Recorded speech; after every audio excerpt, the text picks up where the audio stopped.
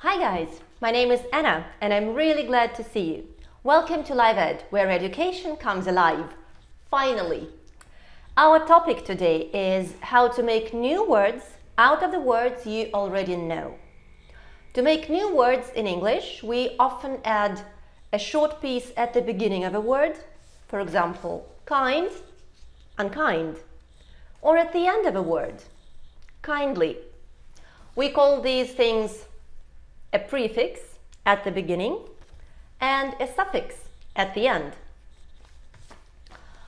We often use a prefix to change the meaning of an adjective. Let's take some adjective that you know. For example, happy. If we add un at the beginning, we get the opposite adjective, unhappy. A happy person, an unhappy person. A friendly person, an unfriendly person. The same works for usual and unusual. Now you try it with interesting.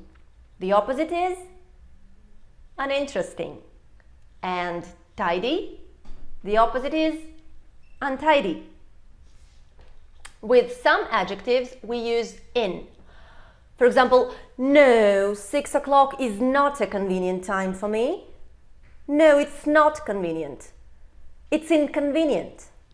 Convenient, and the opposite is inconvenient. If some information is not accurate, it's inaccurate. And now you try it with decent. The opposite is indecent. If an adjective begins with p or m, we use im at the beginning. If something is not possible, it's impossible. And if a person is not polite, this person is impolite. Now you try it with perfect. The opposite is imperfect. We can also use a prefix to change the meaning of a verb. If I don't agree with someone, I disagree with this person. And if I don't believe someone, I disbelieve. For example, I don't believe politicians. I disbelieve politicians. Now it's your turn to like, and the opposite is to dislike. And to respect, and the opposite is to disrespect. Okay. With some verbs, we can use un to change the meaning. For example, to dress, to put on clothes, and to undress, to take off clothes. He undressed and went to bed. He took off his clothes and went to bed. Or, for example, to fasten the button, and to unfasten the button. We can also make a noun out of a verb. For example, when people agree with each other, they have an agreement. To agree is a verb, an agreement is a noun. And when people disagree, they have a disagreement. To disagree is a verb, and a disagreement is a noun. To argue, the noun is an argument. When people argue, they have an argument. Now try it with the verb to move. The noun is a movement. And to develop, development. Okay. There is another suffix that helps us make nouns out of verbs. It's ation. When you invite someone to a party, you make an invitation. To invite, an invitation. When you donate money for something, you make a donation. To donate, a donation. And if you can imagine things easily, you have a good imagination. To imagine, it's a verb, and imagination, it's a noun. And we also have a very interesting prefix that helps us make nouns out of verbs, and these nouns name people. We have the verb to interview, to ask questions. A person who asks questions is an interviewer, and a person who answers the questions is an interviewee. To employ, to give a job. A person who gives a job, who's the boss in a company, is an employer, and a person who works for this company is an employee. The same applies to the verb to train. A person who trains other people, who teaches them, is a trainer, and a person who learns is a trainee. We can also make adjectives out of nouns. Let's have some noun, for example, use.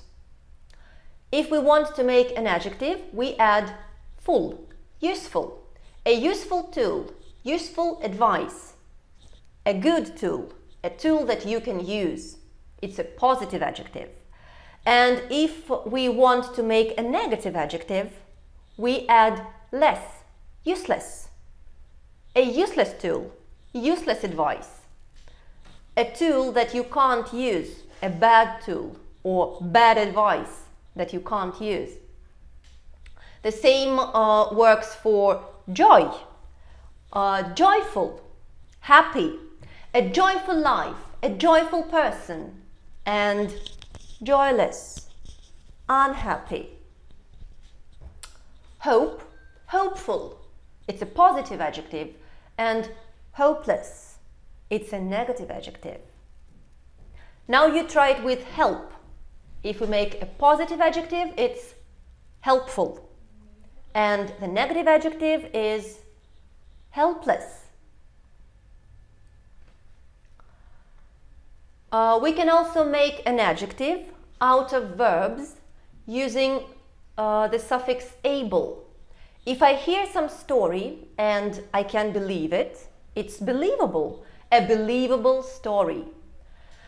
And if I don't believe this story, it's unbelievable, an unbelievable story. If something is not interesting or important and you forget about it easily, it's forgettable.